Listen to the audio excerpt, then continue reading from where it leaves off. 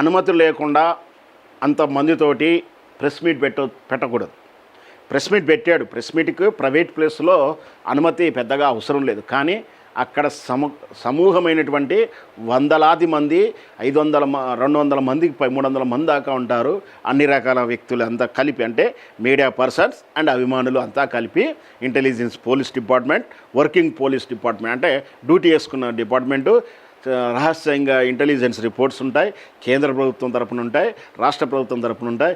నాకు తెలిసి ఆంధ్రప్రదేశ్ ప్రభుత్వం తరపున కూడా ఇంటెలిజెన్స్ పనిచేసి ఉండవచ్చు. ఇకపోతే వీళ్ళందరికీ కూడా ముఖ్యంగా నాకున్న పరిజ్ఞానం మేరకు నెంబర్ 1 కేసు, అనుమతి లేకుండా 30 మంది 40 మందికి మించి సమూహంగా సమావేశం ఏర్పాటు చేయరాదు. నెంబర్ 2, జాతీయ సమగ్రత విషయంలో, జాతీయ చిహ్నాల విషయంలో, జాతీయ గీతాలాపన విషయంలో వివాదాస్పద వ్యాఖ్యలు గతంలో చేశాడు, ఇప్పుడు రెచ్చగొడుతున్నాడు. లేని వారికి అపవాదులు చేస్తూ ఇక్కడ జాతీయ గీతం పట్ల విద్వేషాలు రెచ్చగొట్టేలాంటి వ్యాఖ్యలు చేశాడు. కాబట్టి ఖచ్చితంగా ఆయన మీద జాతీయ సమగ్రత చట్టాల కింద కేసు పెట్టాల్సిందే. ఇంకొకటి, రెచ్చగొట్టేటువంటి ప్రాంతీయ విభేదాలు రెచ్చగొట్టాడు, సమాజంలో విద్రోహాలు సృష్టిస్తానికి ప్రయత్నం చేస్తున్నాడు, దాని మీద కేసు పెట్టాలి. ఇంకొకటి 4వది, ఇంకోటి ప్రత్యేకంగా వీళ్ళ అభిమానులు, వీళ్ళెవరో ఇంతకుముందు చెప్పాక జాంబియా వ్యక్తులు, వీళ్ళంతా కూడా పూనకం వచ్చినట్టు సైకోస్టిక్ లక్షణాలు కలిగి ఉంటారు. వీళ్ళంతా కూడా అలా ప్రవర్తన తీరు చూస్తూ ఉన్నాం.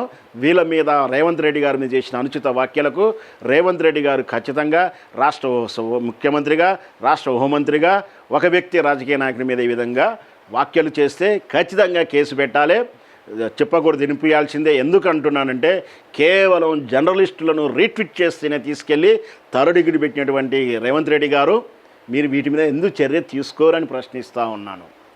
ఎక్కడో చంద్రబాబు నాయుడు ఆంధ్రప్రదేశ్ వార్తలు, ఆంధ్రప్రదేశ్ వ్యక్తుల మీద అభిప్రాయం వ్యక్తం చేస్తేను, కామెంట్ చేస్తూనే అరెస్ట్ చేయించి నువ్వు దగ్గరుండి వాళ్ళ పోలీసులకు అప్పజెప్పి తాడిగిడి ఉపయోగించినా కూడా కనీసం ఆ రాష్ట్ర ప్రజలను ఎందుకు ఇలా చేస్తున్నావని కూడా అడగని తత్వాన్ని నువ్వు ఉన్నావు.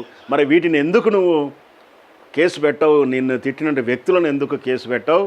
కేవలం రీట్వీట్కే కేసులు పెట్టిన మీ వైనాన్ని మేమైతే ఏ విధంగా చూడాలో అర్థం చేసుకోండి. ఇకపోతే పోరాటాలు, యుద్ధాలు, త్యాగాలు మాకు కొత్త ఏం కాదు. 60-70 ఏండ్ల మా పోరాటం. మనం నిజంగా చెప్పాలంటే 60 కాదు, ఇప్పుడు 75 ఏళ్ళకి వస్తూ ఉంది. ఎందుకంటే 1940లో స్వాతంత్రం వచ్చిన తర్వాత 50లో రాష్ట్రం ఏర్పడి ఫజలల్ కమిషన్కి దానికి కానీ భాగ్యనగర్ హైదరాబాద్ స్టేట్గా ఏర్పడినప్పుడు కానీ ఇంకా ముల్కీ అంటాం, ముల్కీ ఉద్యమం నుంచి, అంటే నిజాం కాలంలో ముల్కీ టాపిక్ కానించి అజిటేషన్ అంటాం, లేదా నిరసన, వ్యతిరేకత, పోరాటం. అప్పటి నుంచి ఈ తెలంగాణ బిడ్డలకు, ఈ హైదరాబాద్ స్టేట్ బిడ్డలకు ఖచ్చితంగా పోరాటం చేసే విద్య ఉంది, పోరాటం చేసే తెగువ ఉంది, ధైర్యం ఉంది. ఆ అన్యాయాన్ని ఆత్మగౌరవాన్ని కాపాడుకుంటూ అన్యాయాలను ఎప్పటికి కూడా ఎదురిస్తూనే ఉంటారు. దేశ జీడీపీకి 5% కంటే ఎక్కువ ఇస్తున్న కంట్రిబ్యూషన్ చేస్తున్న రాష్ట్రం. నిజంగా మనకన్నా ముందు పెట్టినట్టు రాష్ట్రాలు ఇంకా బేలగానో ధీరచూపులు చూస్తూ నిరుద్యోగంతో, అశాంతితో, శాంతి భద్రత దెబ్బతిని కొట్టుమిట్టాడుతున్నట్టు రాష్ట్రాలను అధిగమిస్తూ వాళ్ళని డబుల్ ఇంజన్ సర్కారు రాష్ట్రాలను తనదంటూ తొక్కుకుంటూ ముందుకెళ్తూ ఉంది. జీడీపీలో తెలంగాణ స్టేటు ప్రత్యేక తెలంగాణ ఆషామాషిగా ఏర్పడ్డ రాష్ట్రం కాదు. నువ్వు ఒక్కరోజు 7 రోజులు అన్నం తిని ఏడ్చినటువంటి తెలంగాణ రాష్ట్రం ఊరికేం రాలేదు. మా 70-60 ఏళ్ళ కళలు సాకారం చేసుకున్నాం. అది ఊరికే రాలేదు. కించిత్, మళ్ళీ స్పష్టంగా చెప్తున్నాం, కించిత్ దాడులు జరగకుండా, అహింసా మార్గం వెళ్లకుండా, అవసరం వస్తే మేము మిమ్మల్ని ఎదిరించకుండా మా ఆత్మార్పణం మేము చేసుకున్నాం. కానీ మేము మీద చేసుకోలే, మేము మీద దాడులు చేయలే, మేము మీద పెట్రోల్ బాంబులు వేయలేదు, మీ మీద ఎలాంటి అహింసకు దారి చేయలేదు.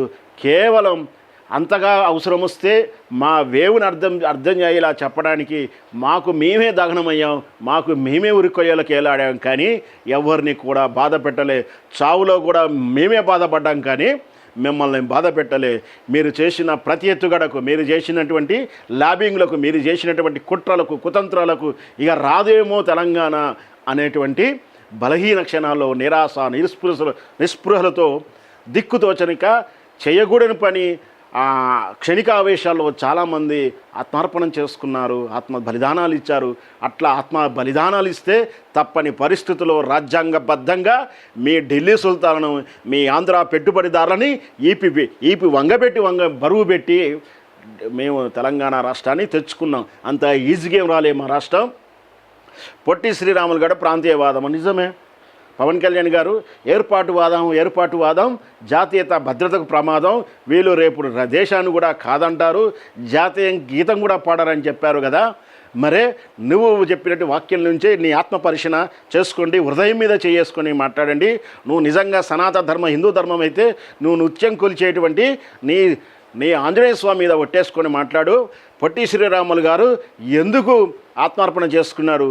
మద్రాసు స్టేట్ నుంచి ఆంధ్ర రాష్ట్రం ఏర్పడాలి, అది మా ఆంధ్ర వాళ్ళు అన్నాడే కానీ తెలుగు వాళ్ళ స్టేట్ ఏర్పడాలని కోరుకోలేదు మన పవన్ కళ్యాణ్ గారు. ఆంధ్ర రాష్ట్రం చెన్నై నగరంలో మద్రాసు నగరానికి ఆంధ్రులుగా ఉన్నటువంటి విభాగం అది మీరు అనుకున్న తెలుగు విభాగానికి కాదు, ఆంధ్రుల విభాగానికి. తెలుగు వాళ్ళే అయితే ఆయన ఈ హైదరాబాద్ కూడా కలపాలని అనేవాడు. మీరు ఎక్కడా కూడా పొట్టి శ్రీరాములు గారు తెలుగు రాష్ట్రాలన్నీ కలిపి తెలుగు విభాగాలన్నీ కలిపి రాష్ట్రం ఏర్పడాలని ఆయన ఎక్కడా కూడా ఏ వాంగ్మూలం లేదు, డిమాండ్ లేదు, మరణ వాంగ్మూలం లేదు, ఎక్కడా కూడా ఏదీ లేదు. కేవలం మద్రాసు నుంచి విడిపోవాల్సిందే అన్నాడు. అది మద్రాసు అవసరం లేదు కూడా అన్నాడు. కానీ స్వార్థ రాజకీయ నాయకులు మీ కుట్రలు వాడెవడూ చెయ్యలే, ఆత్మార్పణం వాడెవడూ చెయ్యలేదు, నిరాహార దీక్ష ఆమర నిరాహార దీక్ష చేసేవారిని బలవంతంగా జయించి నువ్వు ఆంధ్ర రాష్ట్రంగా చెన్నై నగరం కావాలని కూసబెట్టి ఆయనను చంపేలా చేసింది మీ స్వార్థ రాజకీయ నాయకులు. మరి అది ఏర్పాటువాదం కాదా? పొట్టి శ్రీరాములు గారు తీవ్రవాదిగా పరిగణిస్తున్నావా? నువ్వు చేసినటువంటి ద్రోహాన్ని సరిపోక నిన్న కలంకితం అయిపోయింది పొట్టి శ్రీరాములు గారి విగ్రహం. మళ్ళీ నువ్వు అక్కడ నిలబడి ఏదో నువ్వు దేశభక్తుడు పొట్టి శ్రీరాములు లెక్క సతీ సావిత్రి లెవెల్లో మీరు పవిత్రులు లెక్క మీరేదో రంగనాచ కబుర్లు చెప్పారు. మీరు సిగ్గుపడండి ఒకసారి. ఇకపోతే 2018 2023 జనసేన పోటీ చేయకుండా ఎవరు అడ్డుకోలే, కొత్తగా పోటీ చేసేదిగా. ఇది మంచి క్వశ్చన్ అండి. అసలు మీ సినిమా గురించి అనుకుంటే నాకు గుర్తుండి మీ సినిమానే రిలీజ్ కాకుండా ఆపుతున్నారు, నన్ను తొక్కేస్తున్నారని అంతా చర్చ జరిగింది. తీరా మీ సినిమా రిలీజ్ కూడా అయింది. రిలీజ్ అయినప్పుడు పబ్లిక్ బయట తీసుకుంటారుగా, అప్పుడు చెప్పారండి ఒక అభిమాని, ఈ సినిమాని ఎవడు ఆపనక్కర్లేదు, ఈ సినిమా అదంతలు అదే ఆగిపోతుంది, మొదటి ఆడికి బాక్స్ తీసుకుని ఇంటికి వెళ్ళిపోతారు అని చెప్పారు. అదే అండి మీ చరిత్ర. ఎందుకంటే మీరు అసలు పార్టీ పెట్టింది ఎప్పుడు, పోటీ చేసింది ఎప్పుడు? మీ రాష్ట్రంలో మీరే ఓడిపోతాము, మా కాడ విషయం లేదు, మా దగ్గర అంతా డొల్లనే, మా సంగతి మాకు తెలుసు, మా పవర్ ఏందో మాకు తెలుసు, మాది ఉట్టిదే అని చెప్పేసి పార్టీ పెట్టి ఎవడైనా పోటీ చేయకుండా ఉంటాడా? మీకన్నా కేఏ పాల్ గారు బెటర్ కదా. నిన్నగాక మొన్న పెట్టిన చిన్న పార్టీలు కూడా పోటీ చేస్తున్నాయి, ఈరోజు కూడా పోటీ చేస్తాయి చాలా పార్టీలు. ఆ పార్టీలు ఉన్నాయని కూడా మనం ఆశ్చర్యపోతాం. తీరా పోలింగ్ బూత్ వెళ్ళిన తర్వాత అలా లిస్టు కనిపిస్తూ ఉంటాయి. వాడు ఒక 20-30 ఏళ్ళ నుంచి పోటీ చేస్తూ ఉంటాడు. 30-40 ఓట్లు కూడా వస్తాయా రావో, బూత్కు 10 ఓట్లు కూడా వస్తాయా రావో తెలియదు, ఒక్క ఓటు వస్తు కూడా తెలియదు. కానీ వాళ్ళు సంవత్సరాలుగా యుగాలుగా పోటీ చేస్తూనే ఉంటారు. వాళ్ళు నయం కదా నీకన్నా ఇండిపెండెంట్స్ బెటర్.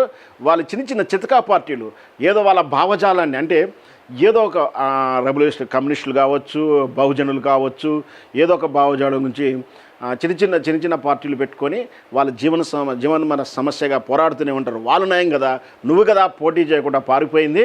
మళ్ళీ 2019లో నేను మొనగానని చెప్పి పోటీ చేసి నువ్వేం చేశావు? 2 దిక్కుల పోటీ చేస్తే డిపాజిట్ బర్ర లెక్కకు వచ్చినట్టు ఓట్లు కొరాలి మీకు. అట్లాంటి నువ్వు నాయకుడిని చూసి మేమేం భయపడం. కాకపోతే ఇక్కడ విద్వేషాలు రెచ్చగొడతా ఉన్నావు, మా ఆత్మగౌరవాన్ని దెబ్బకొడుతున్నావు. రావద్దు, ఈరోజు మా పండగ వాతావరణం ఉంది, నువ్వు వస్తే ఈ సమాజాన్ని చీడపురుగని కోర్టులు చెప్పాయి, మేము చెప్పలా, కోర్టే భావించింది. నువ్వు ఒక చీడపురుగువి, నువ్వు సమాజానికి పనికిరానివనివి, నువ్వు వస్తే ఇక్కడ శాశాంతి భద్రతలు దెబ్బతింటాయని ఆ కోర్టు పర్మిషన్ ఇవ్వలే, మేం కాదు. అయినా నువ్వు బలవంతంగా వచ్చావు.